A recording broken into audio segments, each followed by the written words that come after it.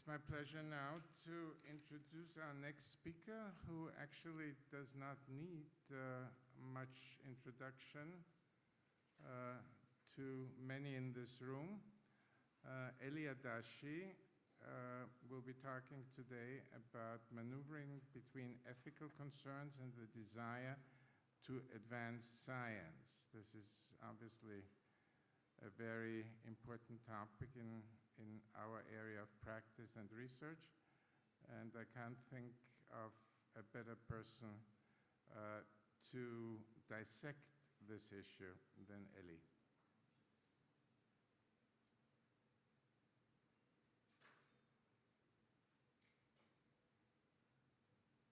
Okay?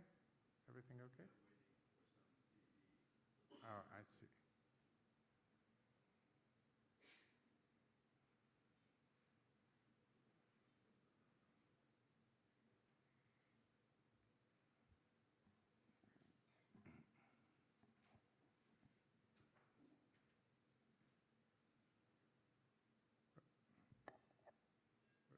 What's missing?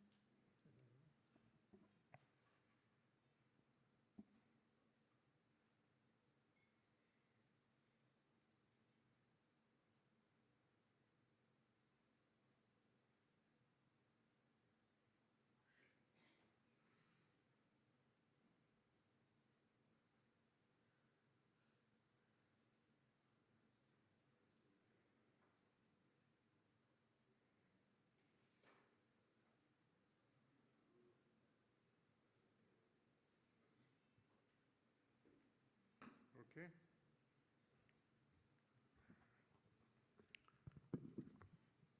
Okay. Thank you very much, and good morning, everybody.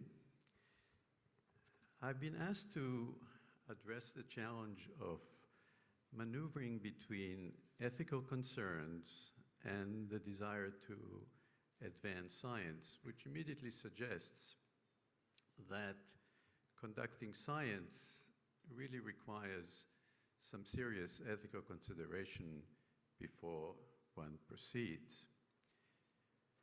Skipping the disclosure slide, I'd like to begin with a quote that reads, "Ethics and science need to shake hands," which immediately affirms the notion that irresponsible science or ethically encumbered science cannot proceed without some adjudication. This fine quote is attributable to Richard Clark Cabot, who served as the chair of the Department of Social Ethics at Harvard University and was in many ways one of the pioneers in bioethics, although it's interesting to note that he has received relatively limited recognition in this context, which I find surprising. The quote that I just cited is drawn from the introduction to his 1933 book, The Meaning of Right and Wrong, which is quite a profound title, and in essence discusses what we would refer to as morality. And since morality is the synonym of ethics, this may well have been one of the earliest textbooks about bioethics anyway, since ethics itself has, of course, a much longer history dating back all the way to the Greek philosophers. But what this quote and others designate is the fact that there is a certain tension between science and ethics, and the only way to resolve that tension is through the discipline of bioethics, which by way of an alternative definition could also be referred to as the ethics of science. The roots of bioethics, which draws, of course, on the roots of ethics, are deep and historically profound. They draw on philosophical outlooks, they draw on religious backdrops, and of course, they draw on cultural backgrounds as well. But what all of these techniques, if we want to refer to them as such, they are really intellectual pursuits, is to get to right. And I use that term advisedly, and in fact, this is a takeoff on the famous Harvard Business School book, Getting to Yes, wherein the art of negotiation has been carefully outlined, presumably without ever giving in. And so getting to right is really an effort to reach a reasonable point of equilibrium wherein ethics can coexist or comfortably somehow live with the science we have in mind, which we know often is controversial, often is in the mode of a disruptive technology, which we still have to contend with. Finally, it's important to understand that when discussing ethics vis-à-vis science or vis-à-vis any other issue of consequence, it's important to appreciate that there are no absolutes here. This is not physics. This is not the exact sciences. There's always an element of relativity. And even though I'm using a quantitative depiction of relativity, the concept is far more diffuse than that. But it's important to understand that nothing about ethics is in fact absolute, and much of it is in the eyes of the beholder. One other point to make perhaps before we delve into the practicalities of how do we actually adjudicate science via bioethics is to recognize that there are some very difficult issues out there for which there are really no completely satisfactory answers. One of those is the so-called first-in-human experiment, which is true of anything that transpired in science ever since humanity can remember itself. There is the first ever heart transplant, there is the first ever dialysis, there is the first ever IVF, which of course transpired not even with non-human primate work prior to the birth of Louise Brown. Edwards and Steptoe just went ahead with their work, and fortunately it all turned out fine, and we're all grateful for that. But when we reflect backwards about how all of that proceeded, there may be some room for second guessing. The other question is, particularly in the field of reproduction, is who, if anybody, would be willing to participate in a double-blinded controlled study where one arm leads to conception and the other does not? Or we can think of many other examples where one outcome is desirable and the outcome is not. There are no perfect answers to this, and there are numerous historical precedents of issues of that kind that are beyond the scope of today's conversation. I'm merely highlighting them to illustrate the complexity issue and the fact that there are really no absolutes here that make it easy to arrive at the right conclusion.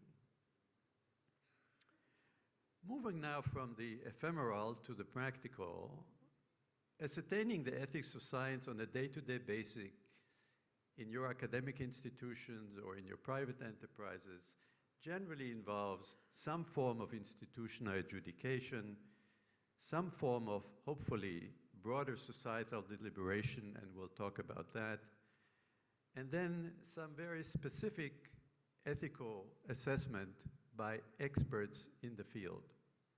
I'll say more about all of these.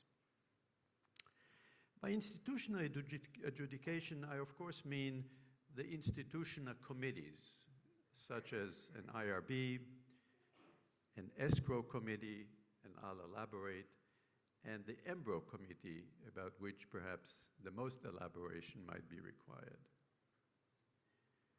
The IRB, or the Institutional Review Board, has its origins in two major reports known as the Belmont Report and the Report and Recommendations for Institutional Review Boards, both of which created by the National Commission for the Protection of Human Subjects of Biomedical and Behavioral Research, back in 1978. This commission was formed in the wake of the so-called Tuskegee scandal, which some of you may recall, wherein the US government exposed poor black males from Alabama who were exposed to syphilis and withheld treatment from them even once treatment became available. This was a 40-year experiment which was finally exposed in 1972, which prompted congressional investigation and ultimately legislation which mandated this commission, which ultimately, by virtue of the Belmont Report, reset human subject research, certainly in the United States and probably in much of the world as well. No longer were the investigators leading the charge and anything would go. The patient now, or the research subject, was placed in the leading point of consideration. What is not widely appreciated is that these two reports and several others that the Commission carried out between 1974 and 1978 were led by Kenneth Ryan, who was the chair of obstetrics and gynecology at Harvard Medical School at the time, and who, like all the other commissioners, would travel to Washington once a month for over 4 years, meet over a weekend, make progress, and then have staff continue with the work in between. That commission, under the leadership of Dr. Ryan, who was selected to that role by the other members of the commission, produced about 11 reports, of which the Belmont Report is, of course, the most enduring and is a very basis for our IRBs and the so-called common rule, which operationalizes that particular construct. The three Belmont principles, which any one of you who has sat on an IRB knows all too well, are respect for persons, beneficence, and justice. And it is those principles which guide the decision of an IRB when it comes to science. Are we, in fact, compliant with these principles is the key question whenever you sit around the table to decide on a particular project. It's interesting to note that these very same three principles have made it into the Principles of Biomedical Ethics, which saw its first edition in 1979. This is the textbook in bioethics, which anybody who is involved in this arena is very familiar with. The two authors are Dr. Beecham and Childress, and it's interesting to note that Dr. Beecham was a member of the staff of the commission and had a whole lot to do with the writing of the Belmont Report. And so he was very well familiar with the three principles, which were then transferred to this textbook, which is now into its 5th or 6th edition. The only difference is that the book includes yet another principle, the so-called non-maleficence principle, that is to say, 4 overall ethical principles by which the ethics of science is adjudicated. The other way to adjudicate science that concerns stem cells is by way of the escrow committee, which was originally proposed in 2005 by a report of the National Academy of Medicine. This is now 7 years after the discovery of human embryonic stem cells, which was, of course, highly controversial at the time, remains somewhat controversial today, although is increasingly being substituted by so-called induced pluripotent stem cells, which substitute for the need to sacrifice a human embryo. Nevertheless, when your institution, public or private, seeks to conduct a study using embryonic stem cells, that study would likely be adjudicated by a committee that is either separate from the IRB or is a subcomponent of the IRB. Lastly, and probably least well known, is the so-called EMBRO committee. It is the latest arrival here and was really proposed only in 2016 by the International Society for Stem Cell Research. This is a committee that is envisioned to oversee specifically human embryo research. In other words, a highly specialized committee that goes beyond the general competence of an IRB, let alone an escrow, which would be dedicated to anything and everything that deals with human embryo research. I don't know that this is now widespread or widely accepted or practiced in many institutions, but I personally find some value in it and would like to see more of that if that were to in fact be possible. In the ideal world, when science clashes with ethics, particularly in reproduction, you want to know what the public thinks, and you want to engage, if you can, in so-called participatory public engagement. This is not an entirely new concept, although it is new to the United States. In Europe, it is a standard practice built into the process of adjudicating science by governmental bodies and others. We haven't done this very well in the United States, and that is something I think we are moving towards and are discussing far more frequently than we used to. The way we have done it, and still do it in a way, and this is the poster child for how not to do it, is to have a small conference of experts only by invitation. And the poster child for this, how not to do it, is the 1975 Asilomar Conference, which dealt with recombinant DNA. Even then, that didn't sit very well with the public, let alone Congress. Senator Kennedy is on record condemning this particular approach and the fact that the public has never been given an opportunity to have a say. More recently, you may recall the 2015 meeting, the so-called Napa Valley meeting, 18 participants by invitation only to discuss editing of the human genome.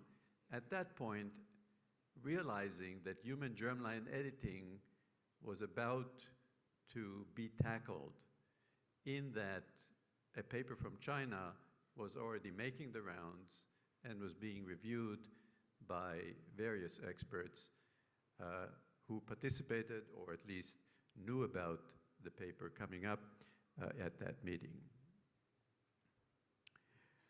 To illustrate the practice of participatory public engagement, I'd like to quickly go over what our colleagues in the United Kingdom did with mitochondrial replacement therapy.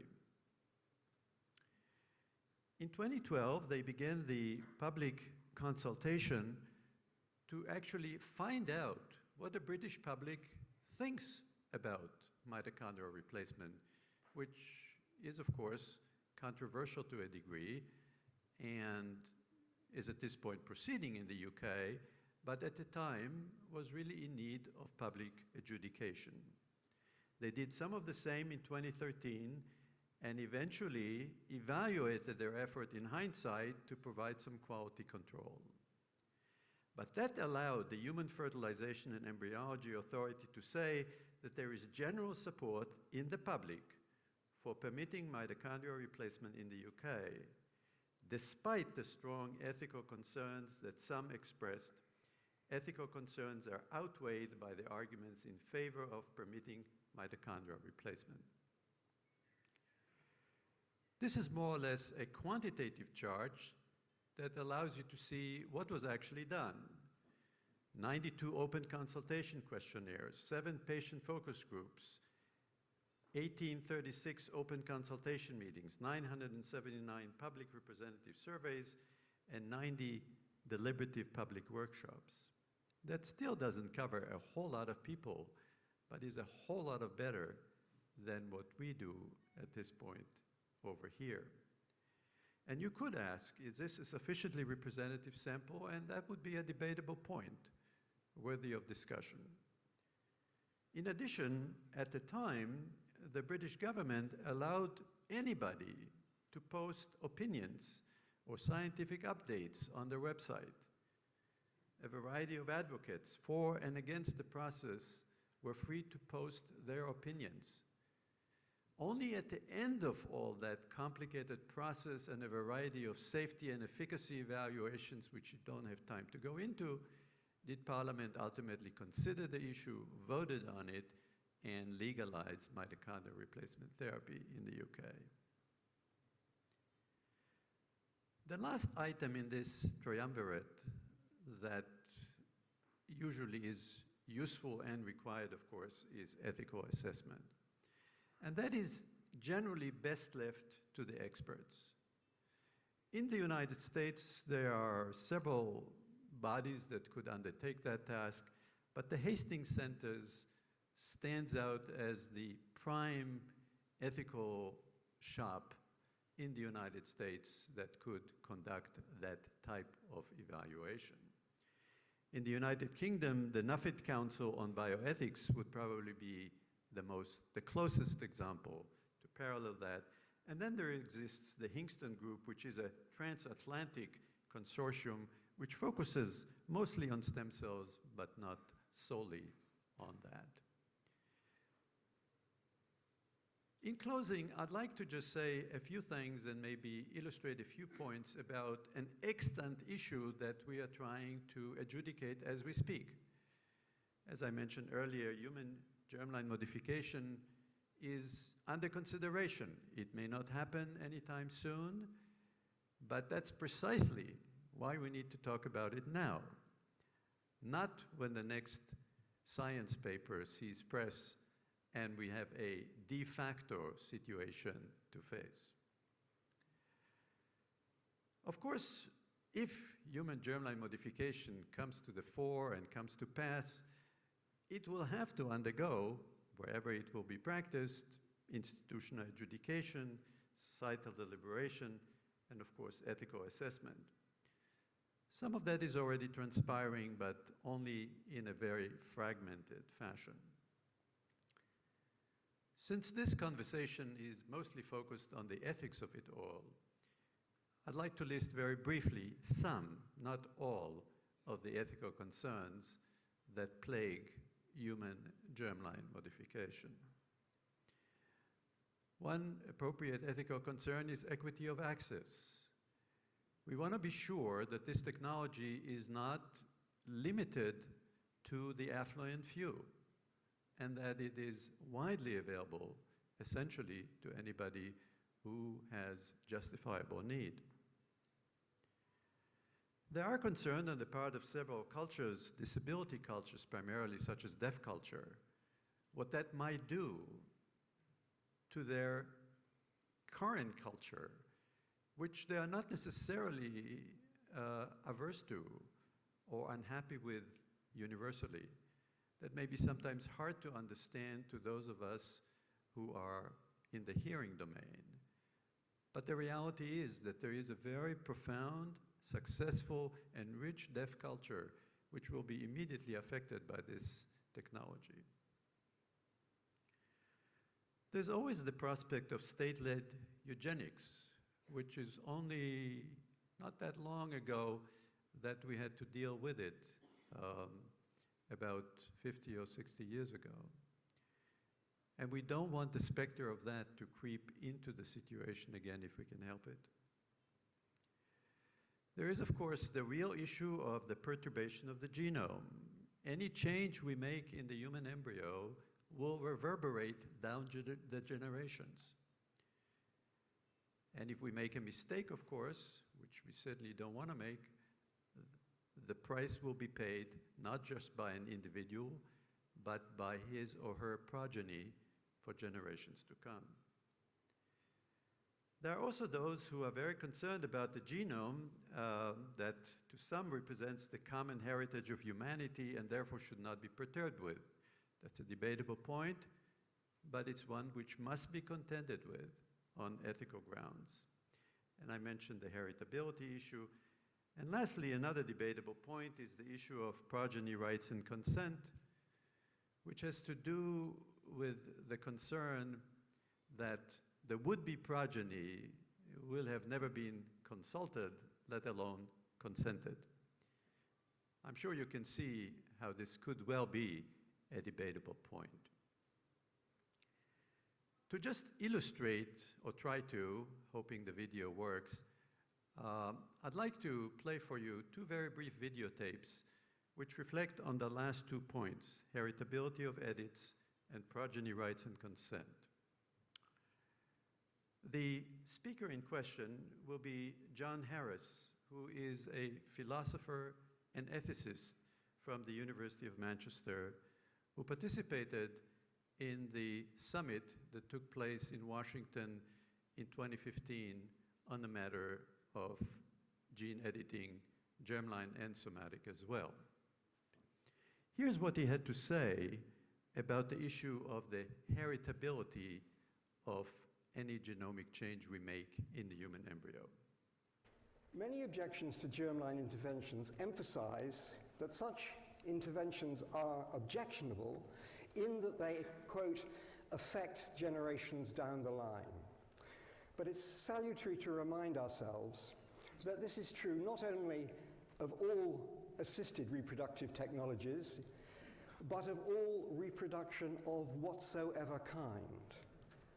This is, of course, also true of so-called normal sexual reproduction, a very dangerous activity indeed, and one often described as a genetic lottery.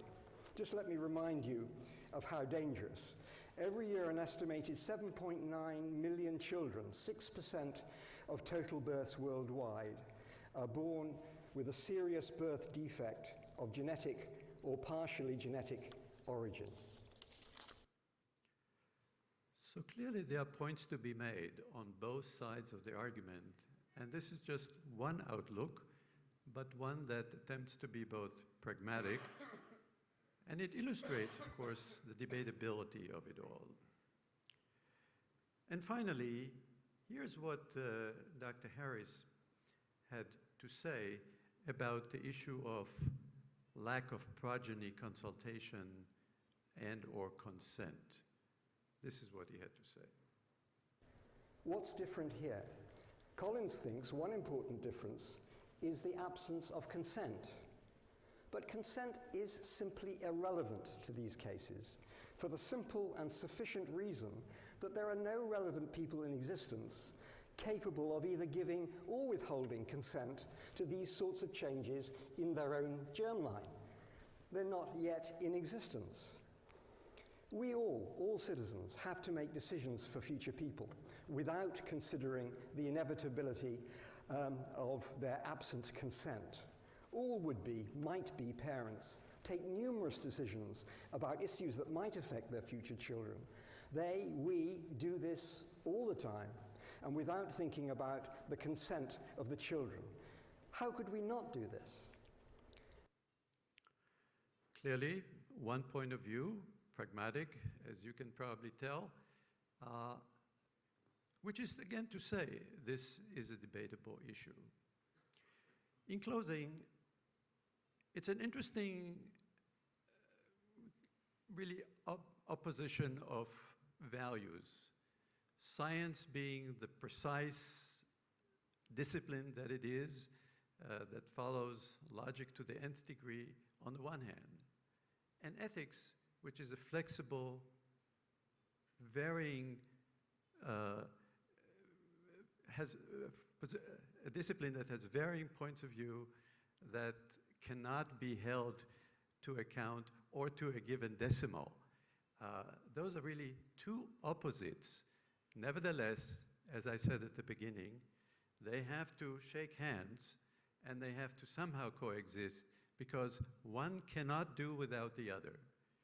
We cannot accept science that is immoral or unethical, and by the same time, we need to be reasonable about our ethics. Thank you very much.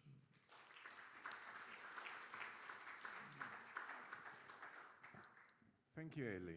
Are there any comments or questions? I have a question for you, Eli. I want to hear your opinion.